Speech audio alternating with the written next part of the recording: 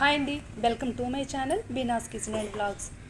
ఈరోజు నేను ఆగాకరకాయలతో సింపుల్గా ఫ్రైని అయితే చేయబోతున్నాను. ఇవి మిగతా కూరగాయలు లాగా ఎప్పుడు పెడితే అప్పుడు దొరకవన్నమాట. సీజన్లో మాత్రమే దొరుకుతాయి. టేస్ట్ అయితే చాలా బాగుంటాయి. ఈ ఆగాకరకాయల్ని మటన్లో కూడా వేసుకోవచ్చు, చికెన్లో కూడా వేసుకోవచ్చు, లేదంటే జొన్న పొట్ట గింజలు ఉంటాయి కదా, వాటిలో కూడా వేసి వండుకుంటే చాలా టేస్టీగా ఉంటాయి. ఈ ఆగాకరకాయల్ని కట్ చేసేటప్పుడు చూసుకొని ముదురుగా ఉంటే లోపల గింజలను అయితే తీసేయాలి. ఎందుకంటే ఆ గింజల వల్ల కడుపులో నొప్పి వచ్చే అవకాశం ఉంది. అందుకని నేనైతే తీసేస్తాను.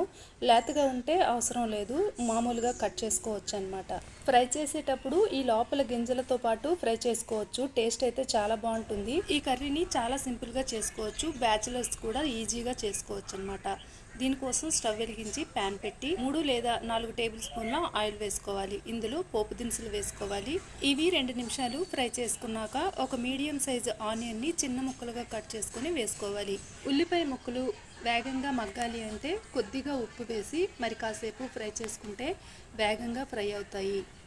ఈ విధంగా ఫ్రై అయిన తర్వాత ఇందులో 1/2 టీ స్పూన్ పసుపు, రుచికి తగినంత ఉప్పు, ఉల్లిపాయలు మగ్గడానికి కొంచెం వేసాం కదా, ఉప్పుని చూసుకొని వేసుకోవాలి. ఎన్ని ముక్కలు కట్ చేసామో దాన్ని బట్టి ఉప్పునైతే వేసుకోవాలి. ఇప్పుడు ముందుగా కట్ చేసి ఉంచుకున్న ఆగాకరకాయ ముక్కల్ని వేసి మూత పెట్టి మధ్య మధ్యలో కలుపుతూ మూత పెట్టి 5 నిమిషాలు ఫ్రై చేసుకోవాలి. ఈ విధంగా 5 నిమిషాలు ఫ్రై అయిన తర్వాత బాగా కలుపుకోవాలి. ఈ విధంగా ఒకసారి బాగా కలుపుకొని ఇప్పుడు 1 టేబుల్ స్పూన్ కారాన్ని అయితే వేసుకోవాలి. నేనైతే 1 టేబుల్ స్పూన్ కారాన్ని వేస్తున్నాను. మీరు ఎంత కారంగా తినగలరో చూసుకొని వేసుకోండి. కారం వేసుకున్న తర్వాత ఒకసారి బాగా కలుపుకొని నేనైతే కొంచెం వాటర్ని వేస్తున్నాను. ఎందుకంటే స్టీల్ ప్యాన్ కదా, మాడిపోతుందేమో. మంటని మీడియం ఫ్లేమ్లోనే పెట్టి 10 నిమిషాలు ఫ్రై చేసుకోవాలి. మధ్య మధ్యలో కావాలంటే కొద్ది కొద్దిగా వాటర్ పోసుకుంటూ అడుగు మాడకుండా ఇలా కలుపుతూ ఫ్రై చేసుకోవాలి. ఈ విధంగా 10 నిమిషాలు ఫ్రై చేసుకుంటే ఆగాకరకాయ ఫ్రై అయిపోయినట్టే. ఈ కర్రీని బ్యాచిలర్స్ అయినా చాలా ఈజీగా చేసుకోగలుగుతారు. కొత్తగా పెళ్ళైన వాళ్ళైనా ఈజీగా చేసుకోగలుగుతారు. ఎక్కువ ఇంగ్రీడియంట్స్ ఏమీ లేకుండా చాలా ఈజీగా చేసుకోవచ్చు.